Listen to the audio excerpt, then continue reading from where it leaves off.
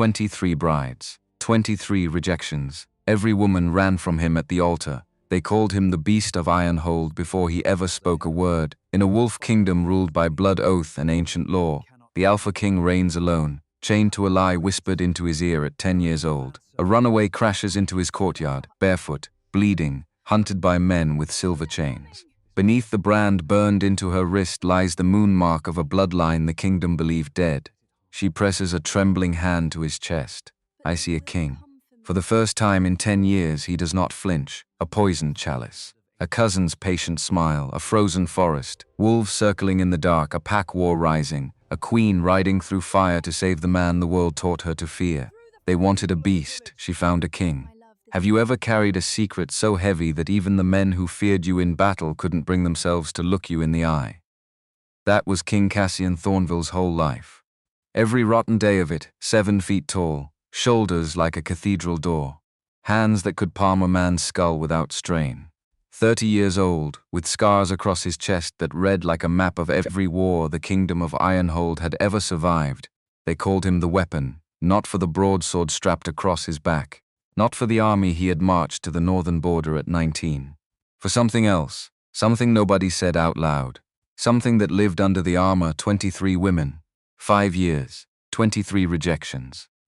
One had fainted at the altar before the priest could open the book. One had laughed so hard, she choked on her wine, and her father had to carry her out by the elbow. One had spat at his boots and called him a monstrosity and bolted from the chamber like he was on fire. Number 12. Number 12 was the worst. She had screamed the word deformed loud enough that the kitchen staff 3 floors down dropped a tray of pheasant and pretended not to know why. Cassian had not slept right for a month after that. He stopped after the 8th, told the council to save everyone the embarrassment.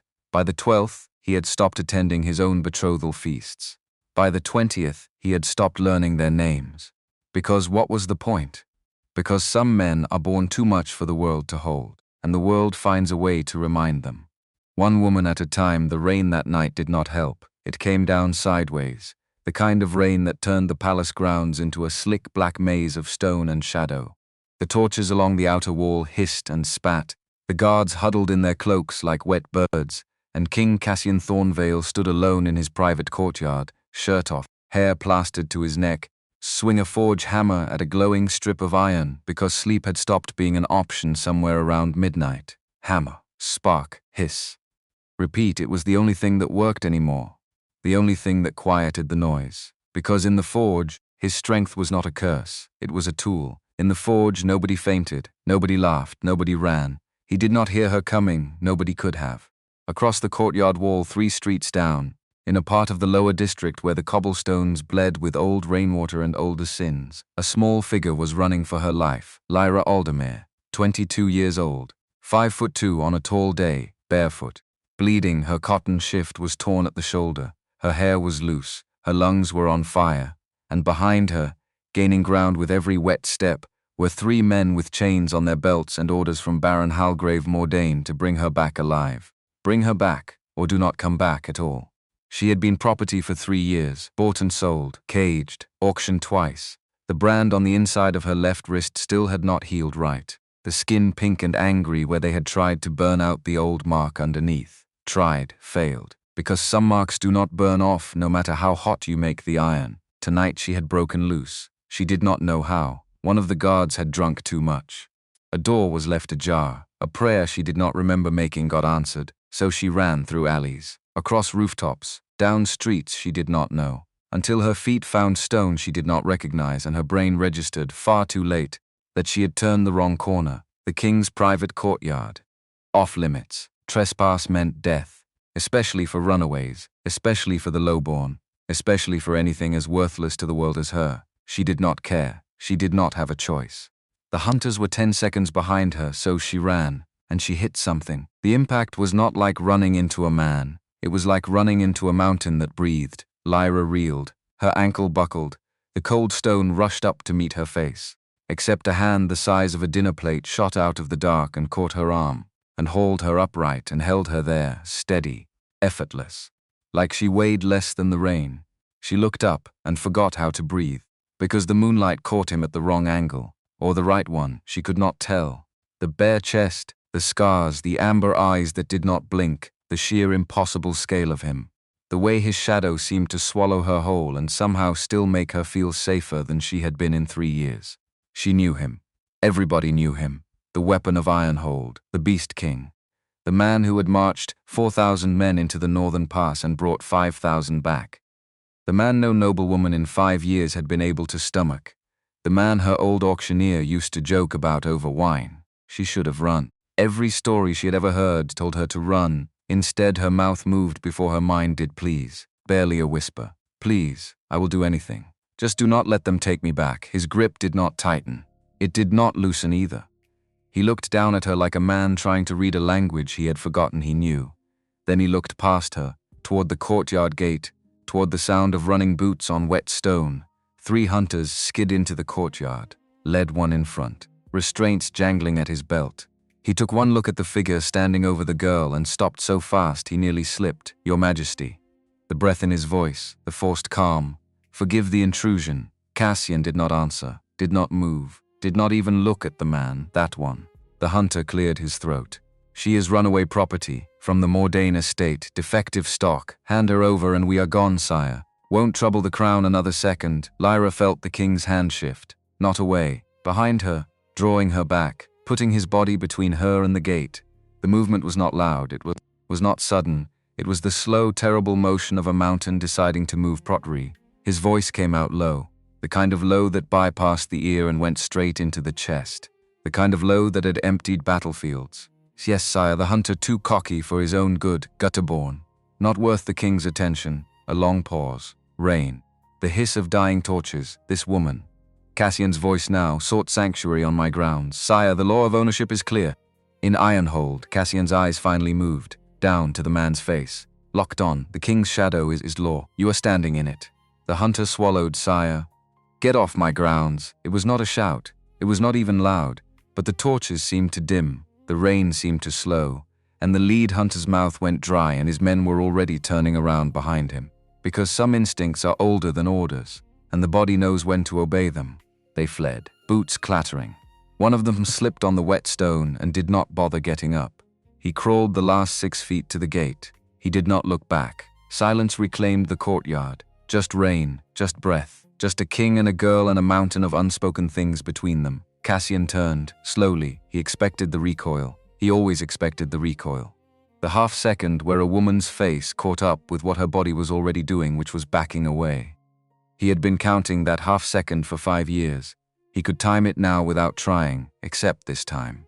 It did not come. Lyra did not move. She was still looking up at him, her eyes wide, her breath shaking, her hair plastered to her cheeks, and she was looking at him like she was actually seeing him. Not the size, not the scars, not the rumor him. She took a step closer. He flinched, could not help it. 30 years of conditioning did not unlearn in one rainstorm. She did not notice, or she did and she did not care. She lifted her small pale hand and placed it on the center of his chest, right over the slow heavy drum of his heart. Her fingers were cold, her palm was cut and bleeding, her hand was shaking so hard he could feel it through bone. I do not see a beast, her voice barely made it through the rain, but it made it. I see a king. The world went quiet because for 10 years, 10 solid years, nobody had touched Cassian Thornvale without flinching first. Not a noblewoman, not a servant, not a healer, not his own mother on her deathbed. But what no man in that courtyard knew was this. The king had not been touched by a woman without fear for 10 long years. And now a girl with bleeding hands and a torn shift and no name worth knowing had pressed her palm to his chest and called him a king. He did not trust his voice.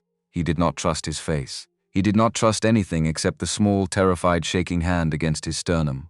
He bent, slowly, so slowly, and he picked her up like she was made of paper and stars and unbroken promises, and he carried her inside. Lyra woke to softness. It was so foreign her brain refused to process it. For a full minute she lay still and tried to figure out if she had died, because dead seemed more likely than this. The bed was bigger than her family's entire cottage had been. The sheets were silk, the pillows were down. There were windows, real windows, with real glass, and morning light spilled through them in long gold rivers across a floor she could not see the end of. Then she saw him. Cassian was across the room. In a chair too small for him by half, he had positioned himself near the door, hands folded in his lap. shoulders curled forward, trying visibly, painfully. She sat up, winced. Her feet hurt, her hands hurt, her ribs hurt. He looked over. The moment their eyes met, his whole posture shifted. He stood, then thought better of it, then sat, then started to speak, then stopped, then tried again. "You are safe." His voice was quieter than she remembered. "I gave the guards orders. No one enters these rooms without my permission. Not the council, not the healer, not me, unless you want me here." She did not know what to do with that. "Your feet," he gestured. "May I?" She nodded. She could not find words yet. He crossed the room. And then this king, this 7-foot mountain, this weapon of Ironhold, knelt on the cold stone floor beside her bed, like an altar boy at confession. He pulled over a basin of warm water and a folded white cloth, and he lifted her foot into his lap with hands so careful she almost cried. Up close she saw his knuckles, a map, old fights, old breaks, some scar so deep they had never quite closed. "Who hurt you?" The question came out before she could stop it. His hands stilled. A bitter sound rumbled out of his chest. Not quite a laugh, everyone, soft. Eventually the silence between them filled with rain that was not falling anymore, so she talked. She did not know why. She had kept her mouth shut for 3 years, and she had had 100 chances, and she had never said a word. Not to a guard, not to a buyer, not even to the other girls in the holding pen. But she opened her mouth in front of the man the whole kingdom called a monster, and the words came out like they had been waiting. She told him about her family, about debts, about the night her father shook her hand goodbye and pretended he was sending her to her uncle's, about the wagon ride that ended in a cage, about the auctions where the lowborn girls were paraded under torchlight and bid on by men in masks, about Mordain, about the brand, about the night she had run. The windows began to rattle. Not from wind, from him, from the slow rolling growl building somewhere deep in his chest. The whole room hummed with it. The water in the basin rippled. The candle on the side table guttered. Cassian's hands had stopped moving entirely. They rested on her ankle, trembling. Not with weakness. With restraint, she covered his fist with her small bloody hand. "I am not afraid of you."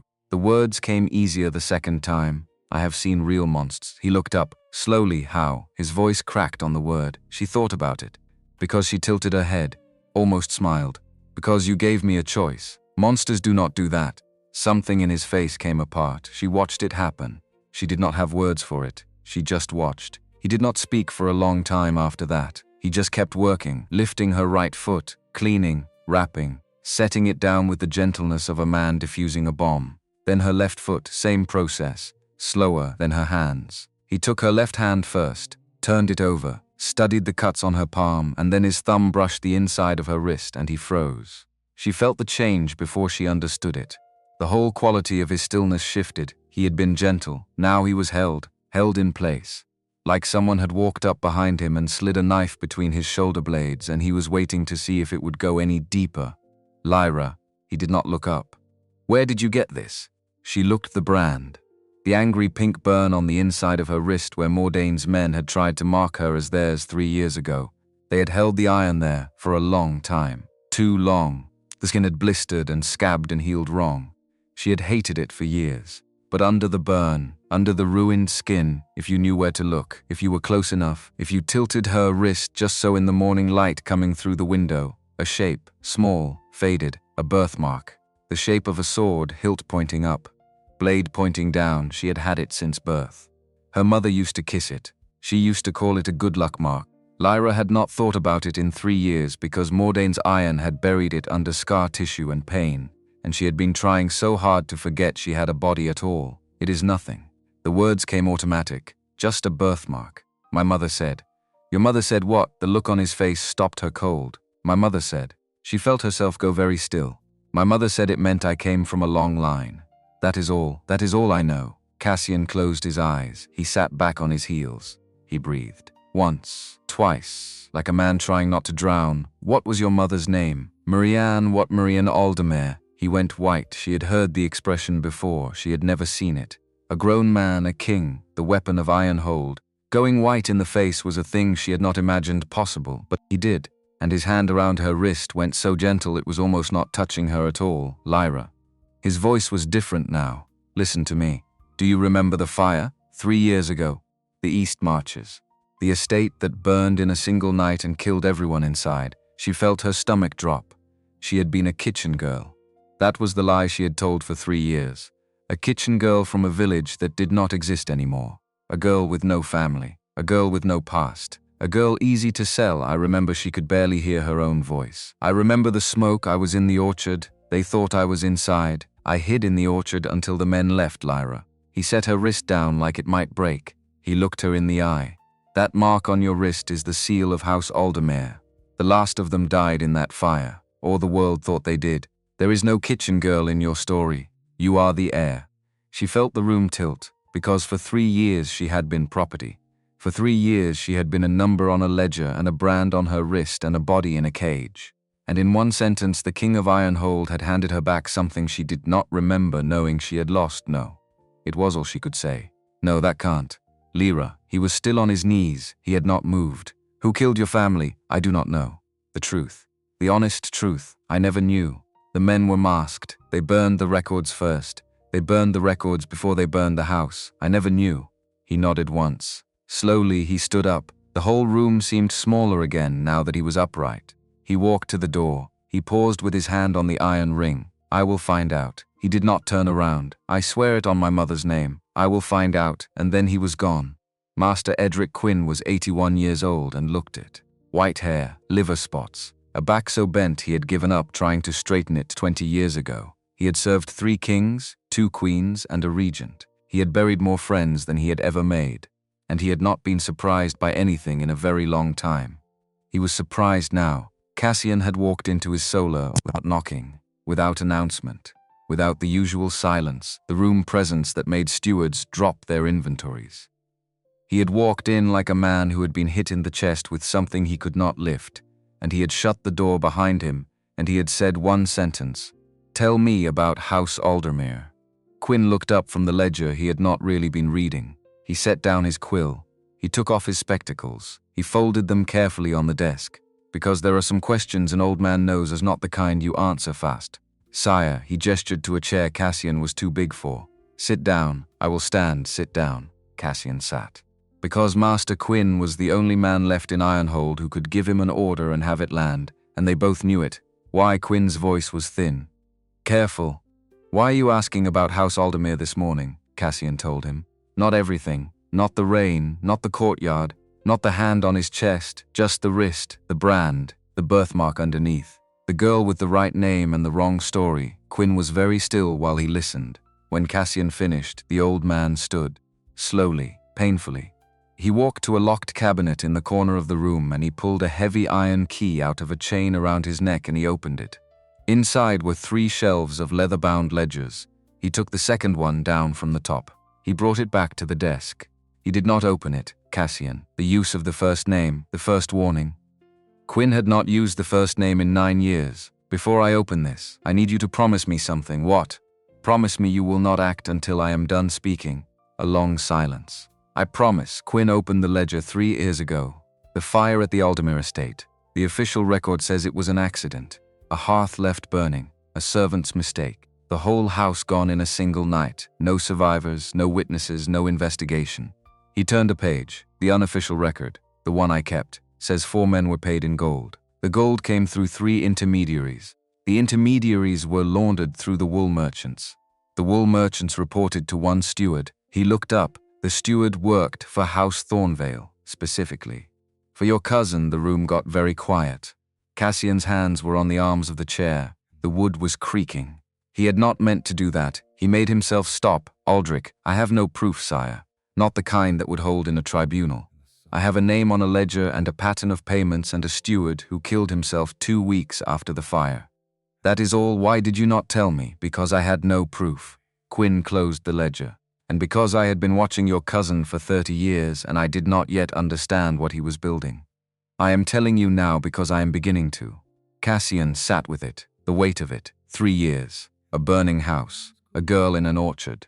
A brand on a wrist, a cousin with a smile too easy for the throne he did not have. "There is more." Quinn folded his hands. "Sire, there is more. Tell me." "Sire," the old man hesitated. "Are you sure, Edric? Tell me." Quinn nodded once. He reached into his desk drawer and pulled out a sheaf of letters. Old letters. Some yellowed, some still smelling of perfume. Lady Seraphine Vance. Cassian's head came up. "17.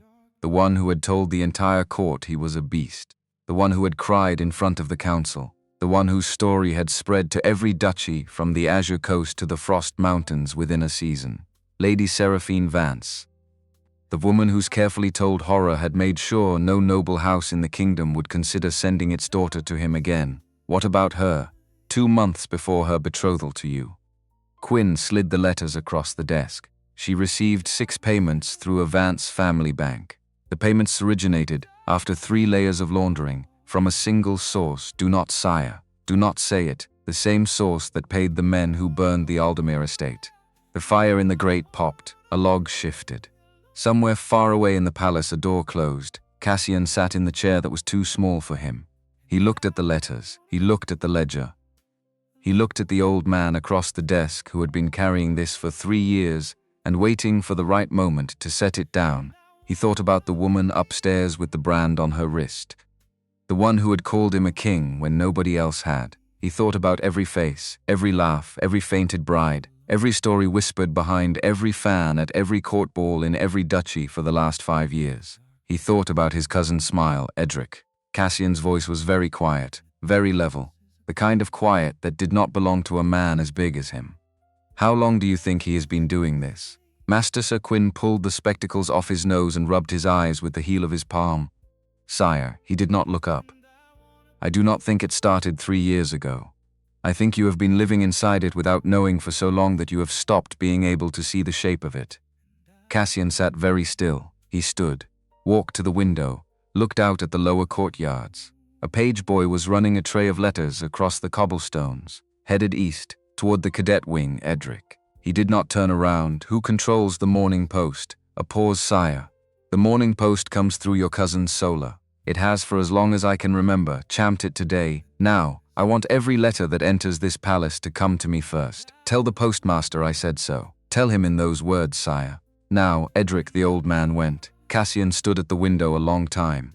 He thought about a sentence a paid healer had said to him when he was 10 years old. He thought about every door that sentence had closed for him, every chair he had not sat in, every woman he had not asked, every night he had spent alone in a room too big. He had not yet had the worst of it, the full shape of the lie, the 20 years of it that would come. For now, he had a girl upstairs, a brand on her wrist, and the first crack of light in a long wall. The council hall of Ironhold had been built to humble men. 12 pillars of black stone, a vaulted ceiling so high the torches could not reach it, a long table of ebony polished so smooth you could see your own face in it if you were stupid enough to look. Lord Aldrich Thornvale was already at the table when Cassian entered. He had a slight smile on. He always had a slight smile on. It was the kind of smile that made younger men want to like him, and older men want to count their fingers after shaking his hand. He was 41 years old. Slim, well-dressed, the kind of well-dressed that takes more work than nobody noticing it suggests. His doublet was the deep wine red of the Thornvale cadet branch. His rings were many and tasteful. He stood when Cassian came in, smooth, practiced. Slightly slower than respect required and slightly faster than insult. The other 12 counselors stood too. They did it faster, because they remembered who Cassian was even when they wished they did not. Cassian did not sit behind him. 1 step behind came Lyra. She was wearing a borrowed dress, pale grey simple. Her feet were bandaged inside soft cloth slippers. Her hair was loose. She walked into the council hall like a girl walking onto the edge of a cliff, and her chin was up the whole way. Aldrich saw her. His smile did something interesting around the corners. Cousin Aldrich's voice was warm, too warm. I confess myself surprised. Council business is not customarily a place for guests. Lady Aldemir is not a guest. Cassian's voice did not match his cousin's. She is under the protection of the crown. A small ripple went around the table. A small, polite, lethal ripple. Aldemir. Aldrich tested the word like wine. Is that so? How fortunate. I'd understood or understood incorrectly. Did I? Aldrich tilted his head. Forgive me. I do try to keep current. Has she papers? She has a birthmark. Ah, the smile widened by a finger's width. A birthmark. How charmingly medieval. 2 of the counselors laughed, quietly, the kind of laugh that thinks itself private. Cassian looked at them. They stopped. Cousin. Aldrich spread his hands. Whatever the lady's origins, there is a more pressing matter. Word has reached us from Baron Mordain. He claims a runaway from his estate sought shelter on palace grounds 3 nights ago. He requests her return. He will not have her, cousin. The law of contract is clear. If she is bonded property, she is not property, Cassian. She is not property, louder this time. Not shouted, just placed like a stone on the table between them. And the next man at this table who calls her one will answer for it. Silence. It went on a long time. Then Lyra stepped forward. Quinn had told her not to. Cassian had told her not to. Every instinct in her body had told her not to. She stepped forward anyway because the smile on Lord Aldrich's face was the smile of a man who had not been told no often enough in his life, and she wanted to be the next one to do it. My lord. Her voice carried farther than her size promised. You speak of contracts. I would like to speak of cargo. The room shifted. Aldrich raised one eyebrow. I am not certain I follow Baron Mordani's cargo, my lord. She did not move closer. She did not need to. I have seen his books. He does not run an estate, he runs a route. Girls in, ships out, foreign ports. He sells them to men who never ask whether the contracts are clean. Some of those men have eaten at this table. A different kind of silence now. The councillors looked at one another, then at the floor, then at the ceiling, then anywhere but at Lord Aldrich, because she had not named names. But she had named the room, child. Aldrich's voice had gone very gentle. The kind of gentle that came right before something else. These are weighty claims. Do you have proof? Do you have proof I am lying? A beat, cousin. I must protest. To allow this unverified, she speaks. Cassian did not look at his cousin. He looked at the table. She speaks because in this hall the truth is not weighed by the lungs of the one telling it. Cassian, the Mordain petition is denied. The Lady Aldermere is under the protection of the crown until further notice.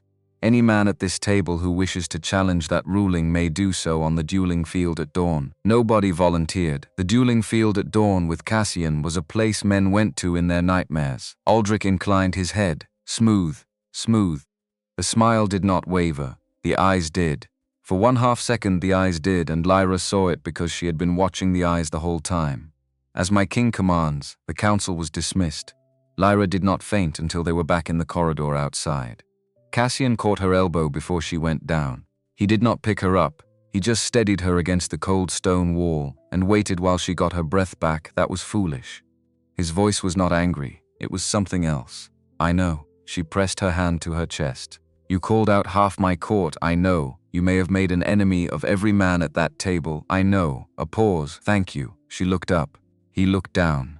Something passed between them that did not have a name yet. Do not ever do it again, probably will. A muscle worked in his jaw. Almost a smile, not quite. Close enough. He worked the forge at first light. Every morning. Because his hands needed the weight or his head could not carry the day. Because 30 years of being told he was too much had left him with a body that required taxation, or it tried to settle the bill in other ways. Lyra found him on the 3rd morning. The private forge sat in a sunken courtyard off the south wing. Stone walls. A roof of overlapping slate, an anvil that had been his father's, a bellows that had been his grandfather's. The fire had been lit for an hour by the time she got there, because Cassian had been up since well before dawn and she had figured out by now that this was what he did with the hours he could not sleep. She did not speak. She sat on the low wall that ran along the colonnade. She drew her knees up, she watched. He worked stripped to the waist. The morning sun came down at a low angle and caught the hollows between the muscles of his back. Sweat traced a line down his spine. The hammer moved in slow, controlled arcs. Strike, strike, strike, pause, quench, strike again. She thought about how he had stopped reaching for a shirt the first time she had walked in on him here. That was the thing. She kept turning it over in her head. He used to reach. The first morning, he had grabbed for the shirt so fast it had fallen off the hook, and he had stood there holding it against his chest like a boy caught undressed. The second morning he had hesitated. The third morning he had glanced up, seen her, nodded, kept working, a small thing. Easy to miss. It was possibly the biggest thing anybody had ever given her. He set the hammer down, wiped his face with his forearm, came over to the colonnade, sat, not touching her. Close enough that the warmth coming off him was its own weather. You are watching, I am. You do not have to. I know, a beat. Does it bother you? She did not answer right away. She turned the question over the way she had turned everything over for 3 years. No, no, no. It does not bother me. He stared at the cold stone between them, and once. He did not look at her, he did not trust himself to Cassian. Yes, you are beautiful. His head came up so fast she heard his neck pop. What? You heard me, Lyra. Do not make me say it twice. His mouth opened, closed, opened. He looked at the forge, he looked at the sky, he looked at his own hands, which were trembling slightly, which they had not done in 5 years. Nobody has ever. He stopped. He tried again. Nobody has ever used that word about me. Then everybody has been wrong. He did not have a response to that. He did not try to make one. He sat next to her in the morning light and stared at the wall opposite and said nothing for a long time. She slid her small bandaged hand across the stone and put it on top of his. He did not move. He did not move for a very long time. That night she found him in the library. It was empty at the hour she found him in it. It always was. He had told her once that he preferred it after midnight because the librarians had gone to bed and nobody came in to bow at him, and nobody came in to whisper at him, and the books did not care how big he was. She had laughed when he said it. He had looked at her like he did not know what to do with the laugh. Tonight Quinn had told her he was in a mood. Quinn had not used those words. Quinn had said His Majesty is reading the genealogies again, which Lyra had come to learn meant the same thing. She found him in the back, a single candle, a small fortress of open books spread on the long table. He did not look up when she came in. He knew her step by now. You should sleep. He turned a page. So should you. I will. When eventually, she crossed the room. She stood beside his chair. She looked at the page he was not really reading. Cassian. Why am I here? He went still. The page turning stopped. What do you mean? I mean you could have sent me to a safe house. You could have sent me to a country estate. You could have given me coin and a guard and a horse and put me out of Mordane's reach inside a week and never seen me again. Yes, you did not know why. He set down the page. He looked at the candle. He looked at her. The candlelight did something to his face that she would have liked to keep in a jar, because his voice came out rough. Because the first thing you said to me, in the rain, with your blood on the stones, the first thing you said was that you saw a king, and I have not been able to stop thinking about what kind of man sends away the only person who has ever said that to him. She did not answer. She moved. She put her hands on either side of his face. He was sitting and she was standing, and even like that he was barely lower than her. She had to bend a little to do what she did next. She kissed him. He did not move for a half second, like he was checking to make sure she was real. Then his hands came up. They cradled her face, slowly, carefully, like a man holding something he had been told was glass his whole life and was only now figuring out was steel. When she pulled back, he did not let go. I have never, his voice cracked, I have never kissed anyone who did not run after. I am not running, I know. I am not going to, I know. He pressed his forehead to hers. He breathed her in. The fortress of books had collapsed around them, and neither one of them was reading anymore. Quinn came for him at dawn. The old man did not knock. He walked into the library where Cassian was still sitting in the same chair he had been sitting in when Lyra left him 3 hours ago. He had not slept. He had not moved much. He was still looking at the candle, which had burned down to nothing and was a small puddle of cold wax now, and he was thinking about the way her hands had felt on his face. Sire, he did not look up. Sire, I have something, Edric. I am very tired, sire. You need to see this. The use of sire twice in a row was Quinn's code. Cassian knew it. He had known it for 20 years. Sire twice meant get up. He got up. Quinn led him through the lower passages, past the kitchens, past the laundries, down 2 flights to the level where the old palace records were kept in iron-bound chests under a sub-cellar nobody had visited in a generation because nobody alive knew what was in them. Quinn had a candle. The candle did not throw much light. The shadows on the walls moved like things that did not want to be watched. The chest he stopped at was small. Black iron. 2 locks. He produced 2 keys, sire. He paused with the keys in his hand.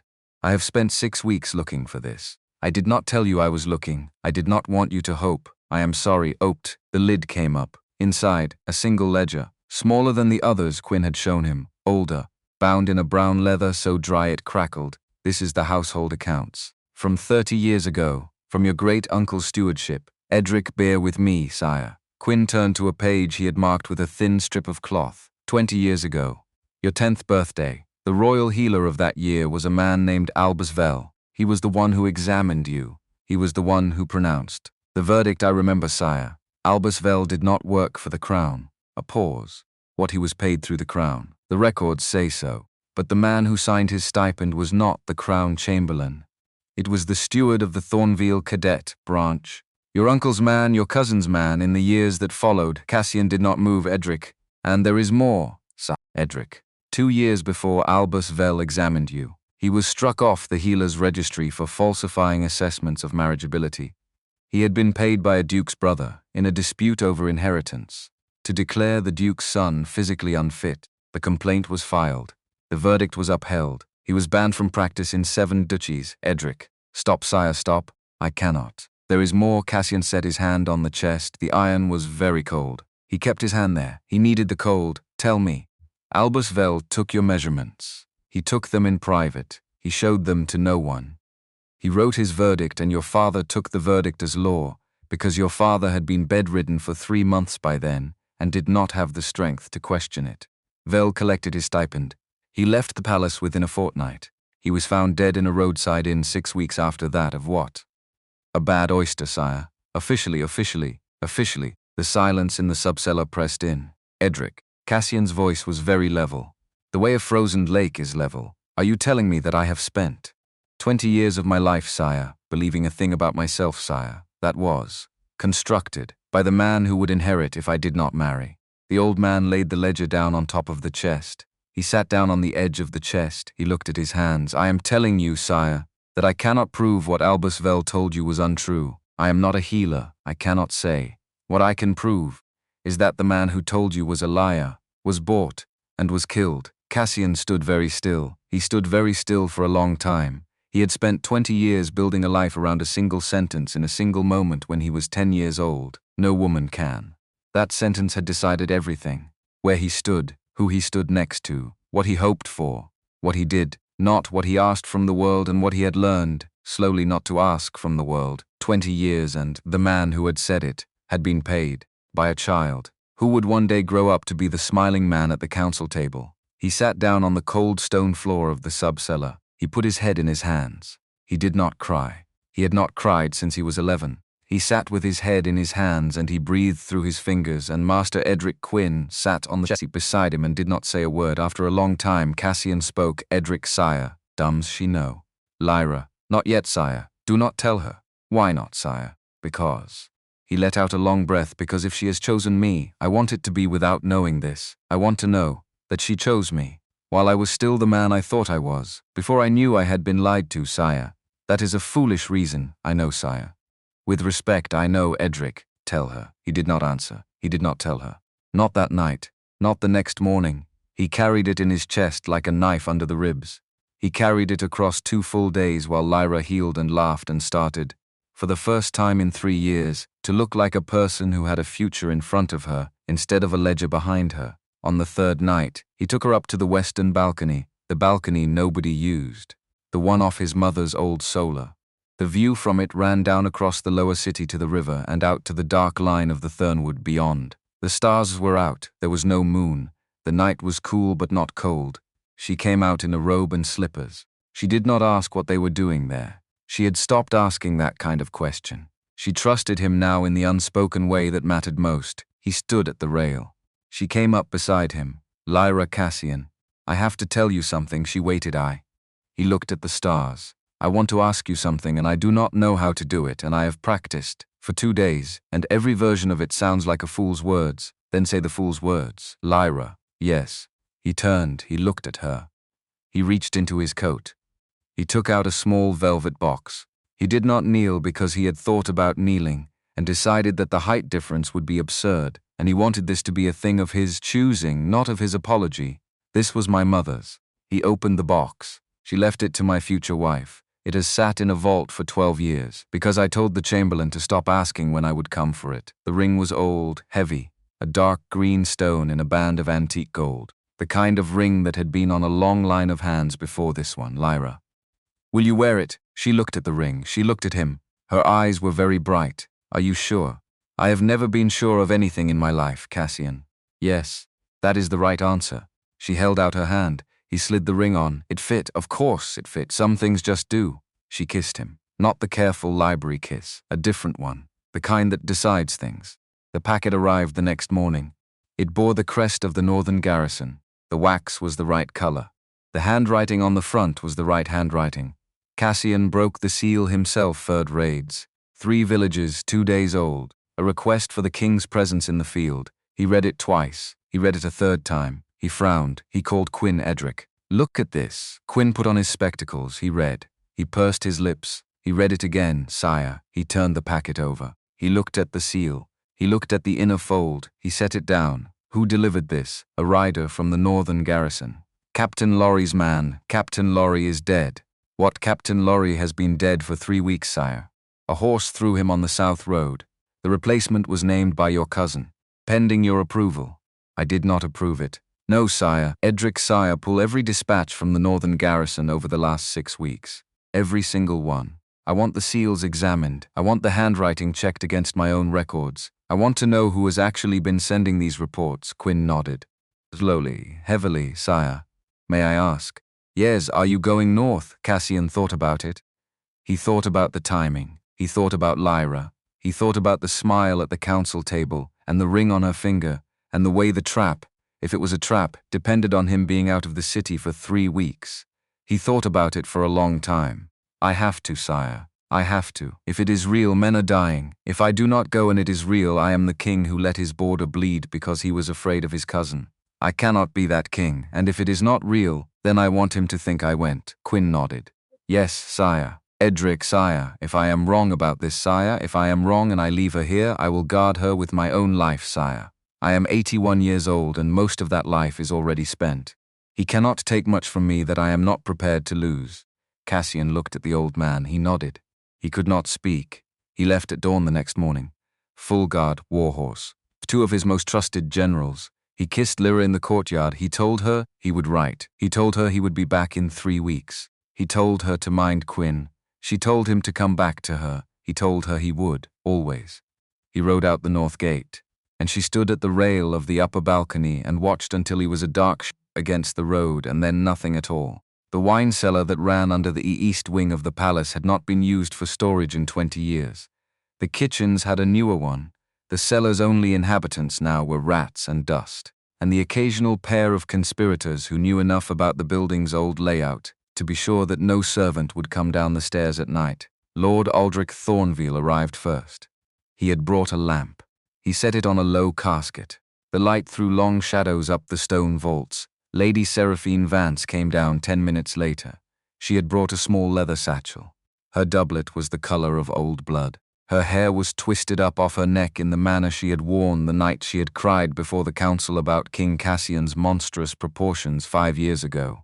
The hair was a private joke between them now. She knew. He knew. Neither of them ever said, "Is it done?" He did not look up. "It is done." She set the satchel on the casket. She opened it. Inside, a small bottle of clear liquid, thicker than water, cleaner than wine. He picked it up. He held it to the lamp. Blood rage. Pure. She inclined her head. 3 drops triggers the response. 5 drops is fatal. The apothecary recommends 7 for a man of his size, but only because she does not know him. I have given you 10. Take what you need. Generous. I have never been called generous before. And yet, she smiled. It was not a pleasant smile, and yet, he set the bottle down. He folded his hands. He looked at her over the lamp. 3 weeks. He rides north. He returns for the victory feast on the night of the new moon. The northern engagement will of course produce a victory. Captain Lorry's replacement is cooperative, convenient. He turned the bottle on the casket. The wine is poured at the feast. The poison enters his blood. The response triggers within 10 minutes. He does not know what is happening. He cannot know. The rage is total, and then. The girl is in the hall. Yes, the girl, whom he has foolishly permitted to attend.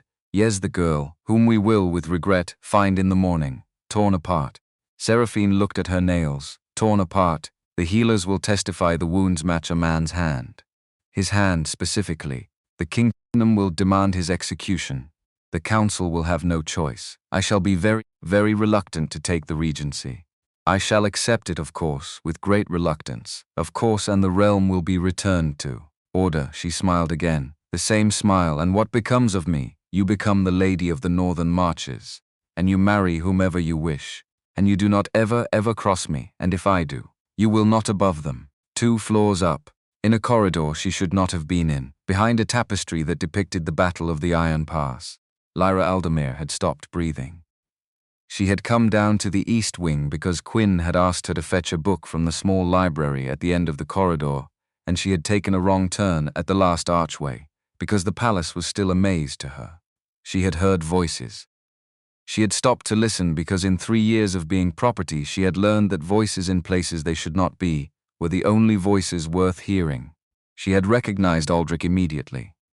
Then Seraphine, she had heard the word poison, then blood rage, then torn apart, then his hand, specifically, she had heard her own name. She did not move, she could not move. She stood behind the tapestry of the Battle of the Iron Pass and listened to 2 people downstairs plan the murder of the man she had promised to marry, and the murder, frame and burial of herself. She waited until the lamp went out below. She waited until the footsteps faded. She waited until she could trust her legs. Then she ran, quietly, up to the upper level, across 2 corridors, to Quinn's solar. He was awake. He always was at this hour. He looked at her face when she came through the door. He stood up. He did not ask. He just listened while she said it. When she finished, he sat back down. Slowly, he took off his spectacles. He pressed the heels of his palms into his eyes. How long? His voice was thin. 11 days, the new moon, the feast on his return. 11 is. He stopped. He shook his head. Sire, is a day's hard ride from here. We can send a rider tonight. She nodded. He stood. He went to the door. He called for his fastest messenger. The messenger came. Quinn handed him a sealed packet and a sealed pouch of silver and an order to ride direct for the northern camp without stops. The messenger took the packet. He bowed. He left. He did not come back. Quinn sent a second messenger an hour later, with the same orders. With more silver, the second messenger did not come back either. By dawn, Quinn had sent 5. By midday, he had sent 8 by the second day. The Dovercote master, very pale, came to report that all 6 of the long-flight pigeons trained to find the king's encampment had failed to return. 2 had been found dead inside the city limits, necks broken. 2 had simply not arrived. 2 had been recovered with their message capsules empty. Quinn sat at his desk in the late afternoon light. Lyra sat across from him. Neither of them spoke for a long time. Edric. Her voice was very small. Yes, child, every messenger we sent has been intercepted. Yes, every pigeon has been killed or stripped. Yes, there is nobody inside the palace, child. No, there is nobody we can trust to ride. Then we are alone. He looked at her. We have 9 days. He nodded, and nobody is coming. To warn him, he nodded again. She stood up. She walked to the window. She looked out across the courtyards and the lower wall and the wide stone road that ran north out of the city toward the Thornwood forest, which was a black line on the horizon, and beyond it somewhere was a man on a war horse who did not know that his own table had been salted against him. She looked at the ring on her finger. She turned around. Edric. Yes, child, I need a horse, and a cloak, and boots that fit, and nobody can know. The old man looked at the girl who had walked into his solar with bandaged feet 2 weeks ago, and who was now 22 years old and barefoot under a borrowed dress, and saying the thing he had been afraid she was about to say. He closed his eyes. He opened them. Child, you will not survive the Thornwood at night. Then I will not survive the Thornwood at night. Lyra. Edric. A long pause. The stables. Child. Midnight. There is a grey mare in the second stall from the door. She is mine. She is fast. She knows the north road. Thank you. Do not thank me. I am sending you to your death. You are sending me to him. That, yes. That is the other version of it. She walked out. She did not look back. The ring on her hand caught the last of the afternoon light through the high window, and threw a small green spark of it across the stone wall as she passed. The grey mare was where Quinn said she would be. Lyra came through the stable door at 15 minutes past midnight, wearing a stable boy's wool and a borrowed cloak 2 sizes too long, and boots that fit because Quinn had quietly traded for them with a guard's widow that afternoon. The stable boy on duty was 16 years old and asleep on a hay bale and snoring through his open mouth. She tiptoed past him. She did not breathe until she was at the mare's stall. The mare looked at her. The mare did not seem surprised. Lyra threw on the saddle. Her hands shook. The girth strap slid out of her fingers twice before she got it right. Mordane's men had used to make the girls help with the wagon horses, and she had learned then. Not well enough. She led the mare out the back door of the stable, across the small yard, through the postern gate that Quinn had also arranged. There was a guard at the gate. The guard turned his back when she came through. He did not look at her. He did not look at the mare. He looked very hard at a particular crack in the wall. She mounted. Her bandaged feet protested in the stirrups. She did not care. She kicked the mare into a trot, out of the postern, down the lower road, past the sleeping bakeries, past the lampposts. Out the north gate, which the night watch had also been instructed by Quinn to be looking the other way at this particular minute. Then she was on the long stone road that ran north out of Ironhold toward the dark line of the Thornwood forest. The moon was a thumbnail. The road went black. She rode. The Thornwood swallowed her at the 3rd mile. She had heard stories about this forest her whole life. Most children in Ironhold had. The widow's ravine, the drowning creek, the black wolves that the old grandmothers said had been bred by an exiled queen to hunt her enemies, and that had been hunting their own way ever since. She had heard the stories, and she had thought they were the kind of stories grown men told over drinks to seem brave. She had been wrong. The Thornwood at night was older than stories. The trees grew so close their branches knit overhead and shut out what little starlight there was. The mare slowed to a walk because she could not see her own hooves. The air smelled like wet bark and something else. Something that was not quite an animal, but was not quite not a sound. To her left, she froze. The mare froze. Nothing came. She kicked the mare on. The widow's ravine came up sooner than she expected. The road dropped away. The path narrowed to a slick cut along the cliff face that she could barely see by the lantern she had lit. She dismounted. She led the mare. Her left foot slipped on the 3rd step, and she went down on one knee and felt the bandage tear, and felt the warm wet of fresh blood on the wool. She got up. She thought about Cassian rinsing her foot in the basin. The careful, slow weight of his hands. The way he had not looked at her face when he was working because he had not trusted himself to. She got up. She led the mare down. Inch by inch, the cliff face dropped away beside her. She did not look down. There was a story about a baron's wife who had ridden this path at night 300 years ago, and that was how the ravine got its name. She remembered the story now. She had not remembered it for years. She wished she had not remembered it now. The bottom of the ravine opened onto a stony creek bed. The creek was iced over. The mare did not like the look of it. The mare planted her front hooves and refused to step. "Come on. Come on, please," the mare snorted. She tried again. She pulled. She pleaded. She finally got off and went first. The ice held under her once and 2 steps, 3, until it did not. The crack went through the ice like a whip. She felt the cold before she felt the fall. Then the cold was everything. Then she was underwater, and her lungs locked, and the wool dragged her down, and the boots dragged her down. And there was a moment, a long, horrible, drifting moment, when she thought, so this is how it ends. This is how all of it ends. A long way from anything. In water nobody knows my name for. Then she thought of his hand on her wrist, reading the birthmark, going white. Then she thought of his ring on her finger, which was somewhere under the water now. She kicked. She kicked hard. She got her head above. She grabbed the broken edge of the ice. The ice broke again. She grabbed another piece. That piece held. She hauled. Her arms did not feel like her own anymore. Her legs did not feel like her own anymore. She hauled herself out of the water and lay on the bank with the cold, turning her bones to bells, and the mare standing 20 feet away on the safe shore watching her with the kind of patient, horse-eyed disappointment that suggested she had been right all along.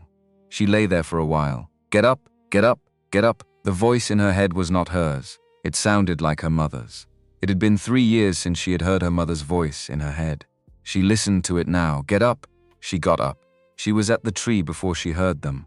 The bank ran into a stand of old oaks. The mare had refused to come past the 3rd one. She had left the mare tied. She had told the mare she would come back. The mare had not believed her, neither had she. She heard them at the 5th oak. Not loud, not close. Close enough. She turned. There were 2 pairs of eyes in the dark behind her, then 4, then 6.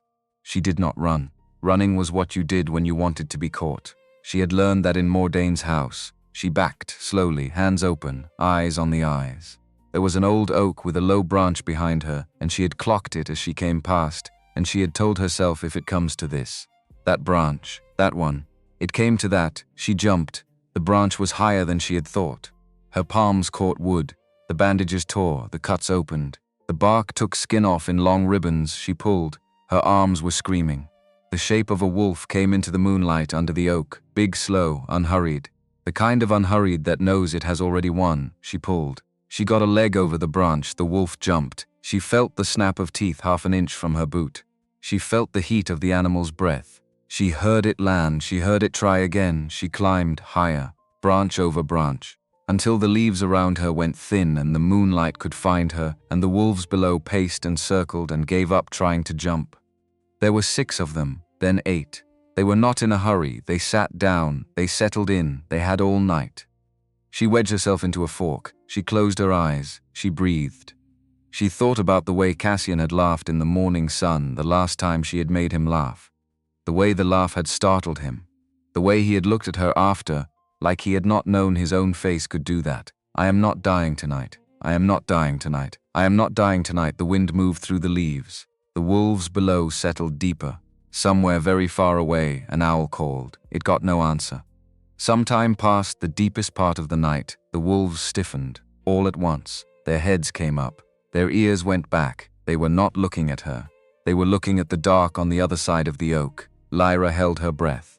Out of the dark walked a man. He was old, tall, lean in the way old soldiers were lean, white hair tied back, a staff in one hand, a long knife at his belt. He was not a young hunter. He was not a forest poacher. He moved like a man who knew exactly where every wolf in the clearing was, and like he had known where they were for some time before he stepped out of the shadow. He did not speak. He raised the staff. He brought it down on a flat stone at his feet. Once. The sound was not loud.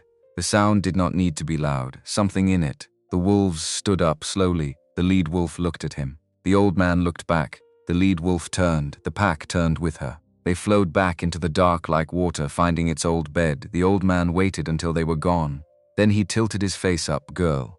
His voice was low. You can come down now. She did not move. Girl. You can come down now or you can stay up there.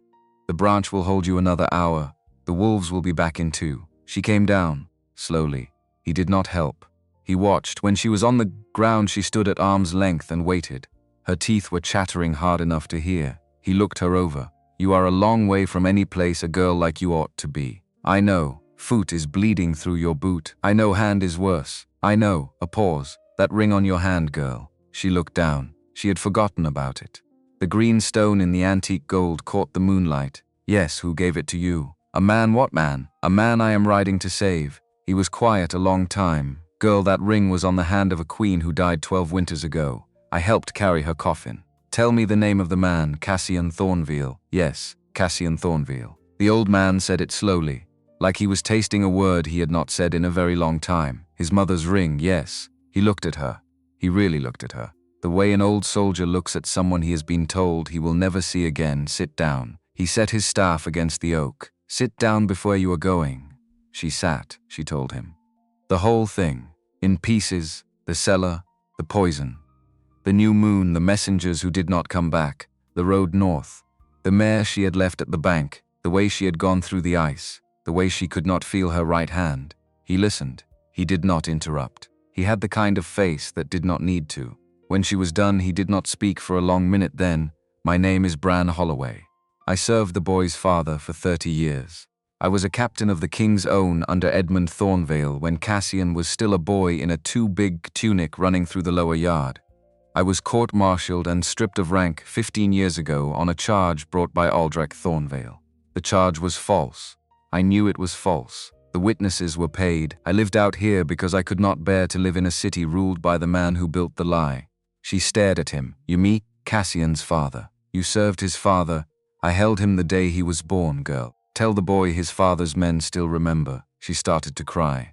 She had not cried in 3 years. She had not been able to.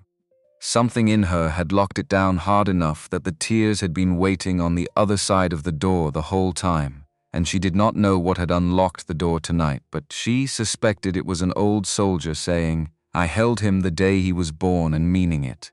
Bran Holloway pulled a flask out of his coat. He uncorked it. He pressed it into her good hand. 2 swallows, no more. She drank. It burned. She coughed. She drank again. Right, he stood. He picked up his staff. No road for you now. The patrols on the north road have been bought, girl, or you would not be alone out here.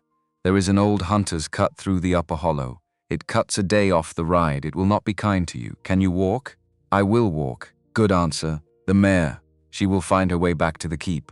Horses always do. Come on. He led her up through the dark. She did not remember most of the next 6 hours. She remembered the cold. She remembered the way the trees thinned. She remembered Bran Holloway stopping once to break a piece of bark off a tree and show her something carved into the trunk underneath. A small mark, the shape of a sword, hilt up, blade down. The same shape as the birthmark on her wrist, your father's hand. The old man traced it with one finger. He came through here 3 years ago, the night the house burned. He came this far before they caught him. He left this mark for whoever came after. He hoped someone would. She put her hand on the carving. She could not speak. He died well, girl, I will tell you that much. He died well, and he died trying to send word to the city, to the boy, Cassian. They were friends. They were closer than friends. Your father was the man who told Edmund Thornvale, on his deathbed, that the steward who had paid the healer for the boy's verdict had not done it alone. Your father was the one who had been digging. Your father was the one who had put the names together. Your father was about to go to the king. She closed her eyes. That is why, girl. That is why the house burned in one night. That is why his wife and his son and his retainers and his hounds and his horses all went with it. That is why the cousin smiled and called it an accident. Your father had the proof. Your father had it in writing. The proof burned with him. She put her forehead against the bark. Open your eyes, girl. Sun is up, we move. She opened her eyes. They moved. The sun was 3 hands above the trees when she saw the smoke. It was the right smoke. Camp smoke, cooking fires, the smell of horses, men's voices, the sound of a hammer working metal somewhere off in the trees. She was crawling at that point. She had stopped being able to feel her right foot a mile back. Bran was carrying her satchel. Bran was not going to carry her. He had told her so. He had said, you will walk into that camp on your own feet, girl, because the boy needs to see you walk in. So she crawled. He walked beside her. He did not help. The first sentry saw them at 50 paces, he shouted. 3 men came running. Then 5. Bran raised his hands. He said something in a tone the men knew. They stopped. They looked at the girl on the ground beside him. They looked at him, one of them, older, grey at the temple, stared at Bran for a long second. Holloway, Captain, you are supposed to be dead. Not yet, the king get him. Now he got him. Cassian came at a run. He saw her on the ground from 60 paces. He covered the distance in under 15. He did not slow down. He did not stop.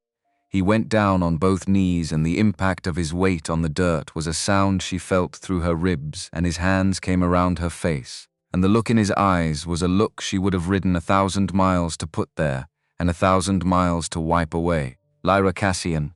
Lyra, what have you done? The wine. What the wine? The feast. Aldrich, Seraphine, 3 drops, blood, rage. They have planned. They have planned too. Cassian, Lyra, breathe. I tried to send the messengers.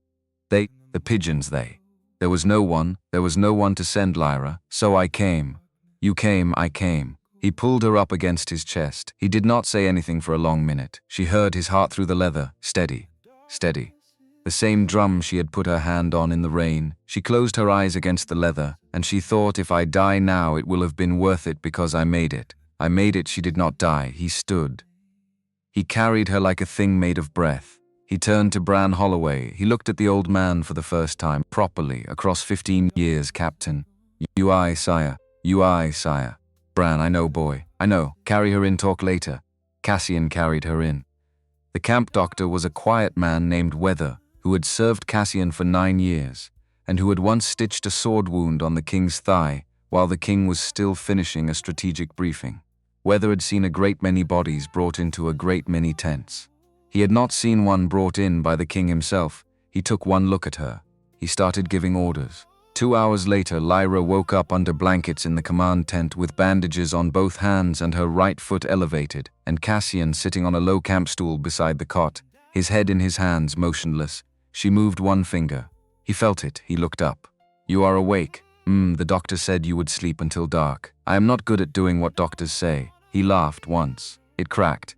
No, you are not. He took her good hand. He held it like he was checking the weight of it. He did not speak for a long time. Lyra, tell me again, slowly, all of it, she told him. Slowly, all of it, the corridor, the tapestry, the voices below, the poison, the vial, the blood rage, the plan to kill her after the frame, the messengers who had not come back, the pigeons.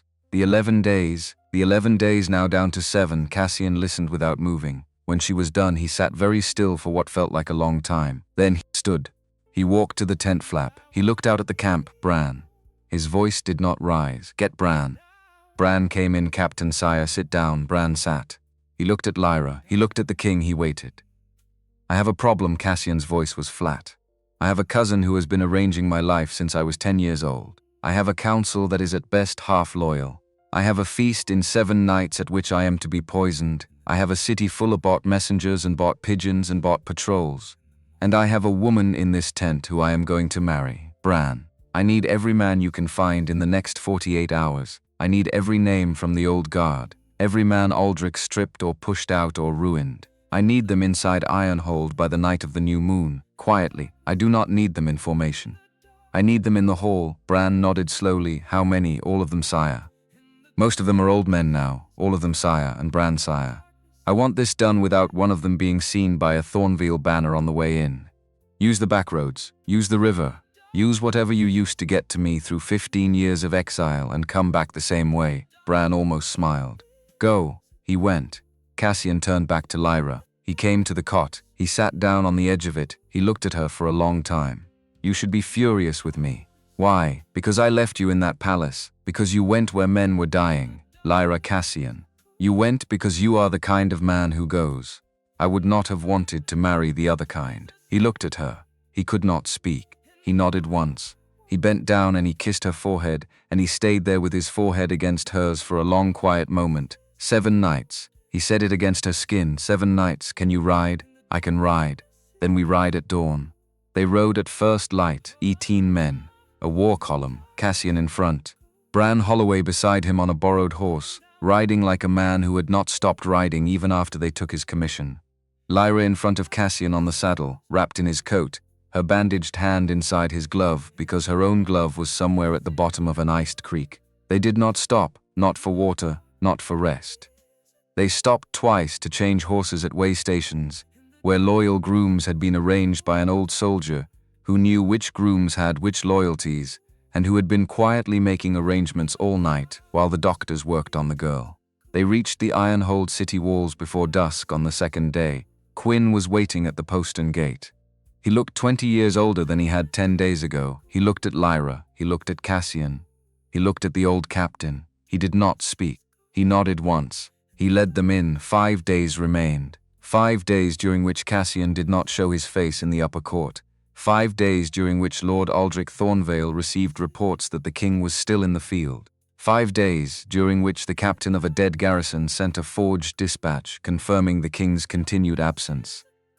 Because the captain of a dead garrison was now sitting in Cassian's solar with a sealed letter from the king in front of him explaining that he had a choice between the dueling field at dawn and writing exactly what the king told him to write. He had chosen the second. 5 days during which Bran Holloway moved through the lower city like a ghost, knocking on doors that had not been knocked on in 15 years. Old men, old soldiers, men with bad knees and grey beards and stories about a war they had once fought under a king named Edmund. Men who, when they heard the name Cassian Thornvale, sat down slowly and asked Bran to say it again. By the morning of the new moon, there were 62 old soldiers placed in quiet corners across the city. 2 in the kitchens, 4 in the stables, 8 in the gallery above the great hall, 12 in the servants' corridors, the rest scattered through the lower wards with instructions to come when the bell rang. Lyra did not leave Cassian's chambers for those 5 days. Whether the doctor came twice, her feet were healing, her right hand was healing, her ribs had a crack that would take longer. On the 4th night she sat at the window of Cassian's private solar and watched the dark river run through the city. He came in, he sat beside her. He did not speak for a while. Lyra, yes. If something goes wrong tomorrow, nothing will go wrong tomorrow. Lyra, Cassian, nothing will go wrong tomorrow. Because if something goes wrong tomorrow, I will kill your cousin myself with a butter knife. And I will be very slow about it. He laughed. Properly this time. His whole chest moved with it, that is. A surprisingly comforting thing to hear. It was meant to be. He took her good hand. He turned it over. He looked at the ring on her finger. He looked at the bandage on her palm. Lyra, yes. If I have not said it, plainly, while we have had the chance, Cassian, marry me. I already said yes. Marry me when this is over. The day after. Not a long engagement, not a long anything. The day after. She looked at him. The day after, the day after. Yes, yes. He pulled her against him. He held her. He held her the way men hold things they have just been told they get to keep. The great hall began to fill at the 7th hour. It filled the way state feasts always filled, slowly, then all at once. The council in their wine red and green and ash grey, the visiting houses. The northern lords in for the celebration of a victory that, depending on which messenger you believed, had either been a glorious rout or a dispatch the captain who wrote it had never been alive to write. The musicians in the gallery, the servants behind the doors, the torches in the iron sconces. Lord Aldrich Thornvale arrived on the early side. He was wearing a doublet of deep wine and rings on every finger, and his smile was the same smile it had been for 41 years. He took his seat 3 down from the king's. He arranged his sleeves. He glanced at the ceremonial chalice already set at the place of honor at the head of the table. He looked away. Lady Seraphine Vance came in 20 minutes later. Her hair was up the same way. She did not look at the chalice. She did not need to. The horns sounded for the king's entrance. Cassian came in. He was in full court armor, black and silver, the Thornvale crest fresh polished, his hair pulled back, his amber eyes very calm. He moved through the hall the way he had moved through every hall of his reign, and he took his place at the head of the table, and he sat down, and he placed his hands on the table, and he looked at his cousin. Lyra came in behind him. She was not dressed for a feast. She was wearing a clean grey dress and bandages on both hands, and her hair was washed, and she walked with a slight limp, because the right foot was not done healing yet, and she crossed the length of the hall the way a girl crosses the length of a hall when she has just ridden 2 days and a forest of wolves to be there. And she took the seat beside the king. A small ripple went around the room. Aldrich's smile did not waver. The eyes did, briefly, once the first course came, the second, the third. The talk in the hall was the talk a hall makes when it is waiting for the part it came for. The torches climbed higher, the wine flowed. Cassian ate sparingly. He drank water from a small silver cup. He did not touch the great chalice yet. The chalice sat in front of him, heavy, patient. At the 7th course Aldrich rose. He lifted his own cup. He let the murmur of the hall fall away. He turned his smile to the head of the table, a toast. His voice carried easily. He had practiced it to my cousin, the king, who has once again returned to us from the field in victory, to family, to the realm, to Ironhold. A polite chorus. To Ironhold. Cassian lifted the great chalice. He turned it in his hand. He looked at his cousin across the long table. He let the moment stretch. The hall waited. He smiled. It was not a smile the hall had seen on him before. It was a small, quiet, knowing smile. The kind of smile a man wears when he is about to put down a thing he has been carrying for a very long time. To family, his voice was low, but it carried. And to those who receive what they have earned. He flicked his wrist. The wine asked across the table. It hit Lord Aldrich Thornvale across the face. The cup hit the table after it. The cup rolled. The hall went silent, so fast it was as if every torch in the room had been simultaneously snuffed. Aldrich did not move. The wine dripped off his chin.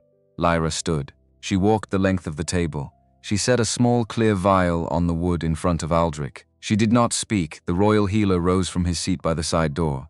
He carried a folded parchment. He read it aloud. 3 sentences. The wine intended for His Majesty's chalice has been tested. It contains blood rage in fatal concentration. The poison was introduced from a vial matching the seal of the apothecary employed by the cadet branch of House Thornvale. Aldrich's smile finally went. It did not break, it did not fall. It simply was not there anymore. A piece of his face went with it. Some long-arranged thing in him stopped arranging itself. He looked at the king, he looked at the girl, he looked at the vial. This, he started. This is a fabrication. This is a Lord Aldrich Thornvale. Cassian's voice was very steady. You are charged with the attempted murder of your sovereign. You are charged with the murder of Lord and Lady Aldemir and their household. You are charged with 20 years of treason against the crown.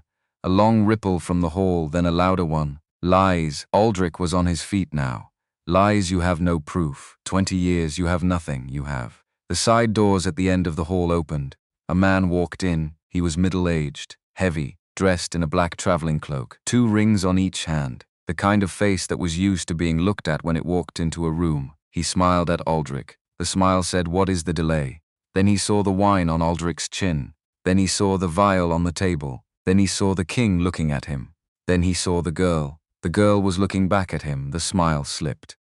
Baron Halgrave Mordain had come to Ironhold for what he had been told would be a state celebration in which the Lord Regent would, very soon, be in a position to grant him certain expansions to certain border-running concerns. Lord Aldrich had written to him. Lord Aldrich had told him to come.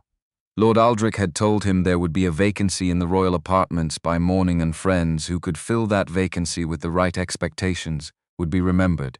Baron Halgrave Mordain had brought, in his retinue, 2 of his personal guard. The guard at the door were not Mordain's. The guard at the door were Bran Holloway's old men, 12 of them, stationed at every exit. Bran himself stood at the main door. Bran was looking at Mordain the way a man looks at the second name on a long list he has been working through for 15 years. Mordain took 1 step backward. He hit the door. The door had been locked behind him. Cassian stood. The hall had not breathed in a full minute now. The torches threw shadows across his face that made him very tall and very still. Baron Mordain. His voice had not risen since he spoke at his cousin. "Welcome to Ironhold. We have been hoping you would come." Sciator. Cassian did not move. He did not raise his voice. "You were paid in gold to burn a house on the eastern marches. You were paid by my cousin. You were paid to destroy a family. You burned the house. You burned the children. You burned the records that proved my cousin had been paying a corrupt healer for the previous 20 years to keep me from marriage so that he could inherit. You missed one child. You missed the heir. She is sitting at the head table tonight. She is wearing my mother's ring. She has just ridden through the Thornwood forest to save my life.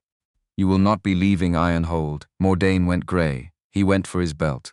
There was a knife. There would always be a knife. He had been a baron of an estate where the knife was always the first answer. He did not get it out of the sheath. 2 of Bran's old men were on him before his hand reached the hilt. He went down without ceremony. The hall made a sound that was not quite a roar, and not quite a gasp. Aldrich had not run. There was nowhere to run. Aldrich had sat back down, slowly, because his legs would not hold him. He looked at Cassian. "Cousin, do not. Cousin, listen, do not. Cassian, you will not be able to prove 20 years." Cassian looked at him. "I do not need to prove 20 years tonight. I have a vial, I have a healer, I have a baron, I have a captain, I have a girl who heard you say it. The 20 years will come later, cousin. Tonight we begin with what we have." Aldrich stared at him. For 1 second, 1 long second. The smile tried to come back, the reflex of it, the 41 years of practiced ease. It did not arrive. What arrived instead was something Cassian had never seen on his cousin's face before. Something old, something that had been sitting under the smile for a very long time. Tired, hating, small you. Aldrich's voice was quiet now. "You were supposed to be the easy one." Cassian almost smiled himself. "I know I was." The guards came around the table. They took Lord Aldrich Thornvale by the arms. They walked him out of the hall. He did not look back. Lady Seraphine Vance was taken from her seat 10 seconds later. She did not struggle. She did not speak. She did not even look up at Cassian as they walked her out. She looked at the floor the whole way. 5 years of careful performance had come undone in under a minute, and there was nothing in her face that knew what to do with the silence she had been left in. When the door closed behind them, the hall did not know what to do. The hall sat in its expensive seats and held its expensive cups and did not know what to do. Sir Rorick Vale, who had been at the 3rd table down, and who had not been part of any of this, and who had been steadily emptying a flagon of red since the 2nd course, because he did not like state dinners, stood up, unsteady. He raised his cup. "Sire." His voice carried very loudly because he had pitched it for a tavern. "Sire, with respect. I still think we should have stabbed them." The hall held its breath 1 more second, then it broke. Then the hall laughed. The whole shaking, half terrified, half relieved hall, the lords and the ladies and the visiting houses and the servants behind the doors. Even Quinn in the corner, his hand to his mouth, his shoulders shaking, laughed. Lyra, at the head table, in her grey dress, with her bandaged hands, laughed. Cassian looked at her laughing, and smiled the kind of smile a man smiles only once or twice in his life. The wedding came the next day, not 28 days. Not a long engagement, the day after, the way he had asked, the way she had answered. Cassian had told Quinn that morning to open the great plaza to anyone who could find a place to stand. Quinn had blinked once and said, "Sire, that is very short notice for the nobility." Cassian had said, "I am not getting married for the nobility." Quinn had nodded and gone to do it. By midday the plaza was full. The lower districts came in their thousands. The bakers closed their stalls. The fishmongers left their stands. The dockmen came up from the river still smelling of tar. The old women who sold flowers at the south gate came with armfuls of whatever they had not sold that morning and pressed the flowers into the hands of strangers and told them to throw them when she walked past. She wore ivory, simple cut, no train. The crown on her head was the antique gold one that had belonged to Cassian's mother and had not been worn in 12 years. The flowers in her hands were wildflowers that Bran Holloway had taught her the names of in the Thornwood that morning because she had told him she wanted to carry something she had a story for. She walked across the cold flagstones with her feet bare. She did it on purpose. The nobles had been told this in advance and most of them had been horrified. Most of them came anyway. The lower districts understood. The lower districts cheered. A small girl in a torn dress ran out of the crowd before her grandmother could catch her and pressed a crown of plaited summer grass into Lyra's hands and ran back. Lyra wore both crowns the rest of the day, the gold one and the grass one. She did not take either off. Cassian waited at the altar in ceremonial armor that had been polished by a stable boy who had not slept for 2 nights because he had wanted to do it himself. He saw her come down the plaza. His face did a thing it had never done in public before. It opened. She reached him. She gave him her hand. He took it. He did not need a priest to tell him what to say. The priest read the old words because the law required it. They both spoke their own vows after. I will not let my strength become your cage. Cassian's voice carried across the silent plaza. I will hold you gently. I will love you fiercely. I will spend the rest of my days earning the way you looked at me in the rain. Lyra's vow was shorter. I will see you clearly. She did not look down. Not the rumor. Not the crown. The man who knelt in the rain to clean my feet. I will remind you, as often as I have to, that you do not have to make yourself small for me. The priest who had read the old words was crying into his sleeve. Cassian kissed her. The plaza came apart in noise. The feast that followed went into the night. There was dancing. There was wine that nobody had to test first. There was a moment around midnight when Bran Holloway, restored to rank that morning and now wearing the captain's collar of the King's Own again, for the first time in 15 years, lifted Lyra up onto a chair so the lower district children could see her. The children cheered. Bran stood beside the chair, with his hand on his sword, like a man who was not letting anybody touch the queen tonight, not even by accident, and Lyra laughed and waved, and the small girl who had given her the grass crown ran up again and gave her a second one, on the theory that one was not enough. Cassian watched the whole thing from 20 feet away. Quinn came up beside him. The old man's eyes were wet. He did not try to hide it. Sire, Edric, I am 81 years old. I am aware. I did not expect to see this. Neither did I, Edric. Your father would have liked her. Cassian was quiet a long moment. I think he sent her, Edric. I think he might have, sire. They stood together, watching the queen on the chair, laughing with the children, and the captain of the King's Own, restored after 15 years, and the lower districts, who had come in their thousands, and they did not need to say anything else. 6 months later, they walked together in the south garden in the late afternoon. Lyra was visibly pregnant. Twins. The royal midwife had confirmed it 3 weeks ago.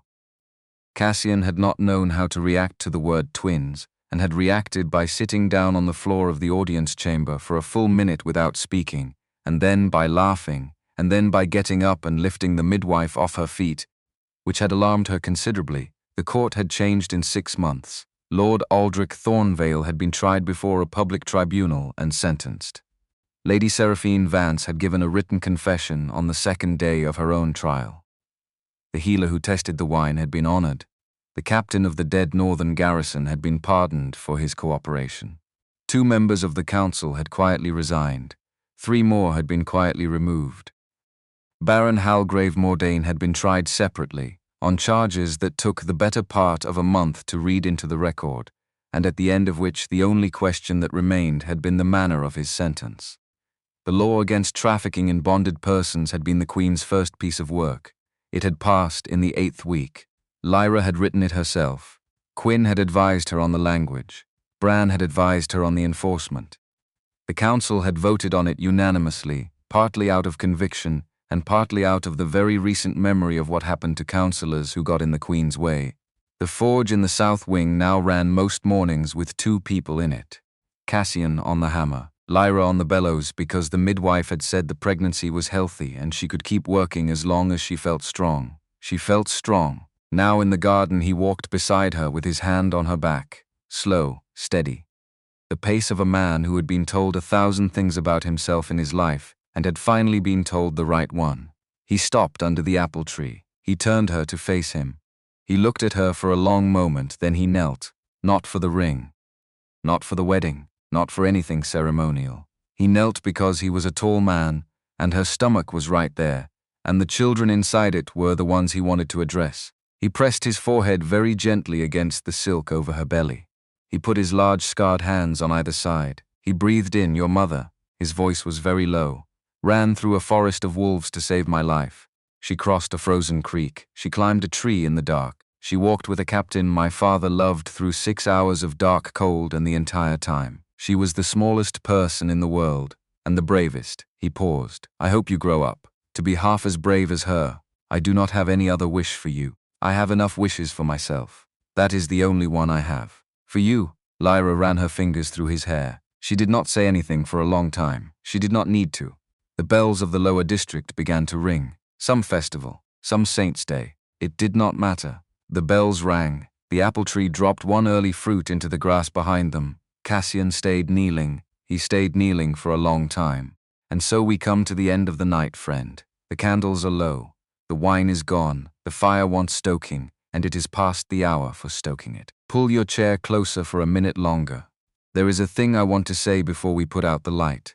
How often have you been told who a man is before you ever shook his hand? Think about it. Really think. The neighbor down the street. The brother-in-law nobody invites to the holiday. The man at the hardware store you grew up calling strange because your father called him strange, and your father's father called him strange before that. Think about how many of the men in your life were drawn for you by other people's pencils. Think about how rarely you got to draw them yourself. There was a king in this story who carried a sentence in his chest for 20 years. A sentence put there by a paid liar when he was 10 years old. He grew up under that sentence. He grew old under that sentence. He stopped reaching for things because the sentence had told him he was not allowed to reach. And the sentence was a forgery, a piece of paid-for paper signed by a man who had been bribed before and was bribed again and who died in a roadside inn 6 weeks after. 20 years of a life decided by a forgery. How many of us, I wonder, are walking around with a forged sentence in our chest? Maybe a wife who left. Maybe a father who said you were not the son he wanted. Maybe a foreman who said you were too slow. Maybe a sergeant. Maybe a teacher in the 3rd grade who told you in front of the class that you would never be much of a reader. Maybe a doctor. Maybe a brother. Maybe a man who was paid in gold to tell you what you were so that he could keep what you were not from the rest of the world. I wonder what would happen if we sat down, with ourselves, with a candle, and asked, who told me this? Who first said it? Who paid the man who first said it? I do not know what your answer would be. I do not need to know. The asking is the thing now. The other thing, the harder thing. Strength. There is a kind of man, friend, who has spent his life confusing strength with the willingness to hurt people. He is everywhere. He sits at every bar. He runs some companies. He runs some countries.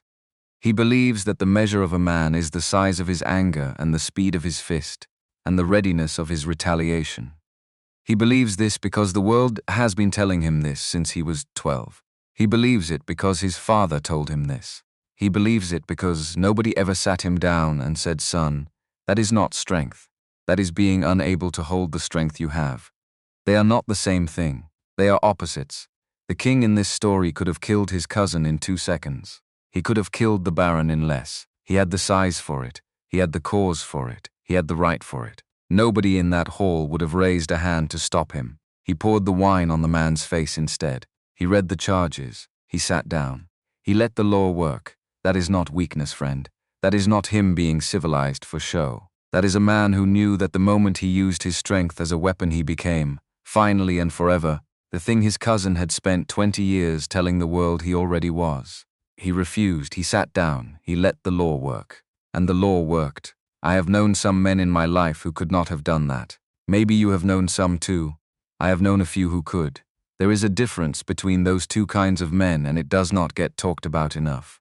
I am talking about it now. Strength is what you do not do. Strength is the moment you sit down. Strength is the cup you do not throw. And the last thing, the one I want you to take with you tonight, if you take only one. There was a moment in the rain at the beginning of this story. A small girl with bleeding hands. A king who had not been touched without fear for 10 years. She put her hand on his chest. She said, "I see a king." The whole story turns on that hand. The whole story, and here is the part I want to leave you with. He thought he was rescuing her. He was. He pulled her out of the dark. He gave her sanctuary. He cleaned her feet. He gave her a name back. He gave her a house back. He gave her a future. But she rescued him too. Not because she was strong. Not because she was clever. Because she looked at him. Once, in a rainstorm, with her own life still bleeding out of her feet, and she saw him. You cannot do this work for yourself, friend. You can do a lot of things for yourself. You can build a life. You can build a fortune. You can build a house. You cannot put the hand on your own chest. You cannot say it to yourself in the rain and have it land. You need somebody else. Just one person in your life who looks at you and sees what is actually there. Not the rumor, not the forgery, the thing. Most of us get that hand at some point. From a wife, from a brother in arms, from a friend who stayed when the others left, from a son or a daughter or a grandchild, from a teacher we did not deserve who saw us anyway, from a stranger in an unlikely room. Some of us get it and do not notice. Some of us notice and do not believe it. Some of us believe it and spend the rest of our lives trying to deserve it. The king in the story spent the rest of his life trying to deserve it. He knelt in a garden under an apple tree 6 months after a wedding, and he pressed his forehead to a silk dress over the bellies of 2 children he had been told he would never have. And he said to them, "I have enough wishes for myself." He said this because she had given him enough. That, friend, that is what I want you to take if somebody has given you that hand. Anywhere in your life, anywhere at all, hold on to it. Hold on hard. Tell them you noticed. Tell them tonight if you can. Tomorrow if you cannot, soon. Do not wait. Do not be the man in the forge who did not know how to say it back. Tell me, friend, has there ever been somebody in your life who saw the real you when nobody else did? A wife, a brother in arms, an old friend who stayed when the others left, a child, a teacher, anyone. Drop their name in the comments below. Tell me a sentence about them. 1 sentence is fine. I will read every single one. I have read every single one for years and I will read this one tonight. Put the kettle on. Close the door. Sit by the fire 1 minute more. Sleep well, friend. Until next time.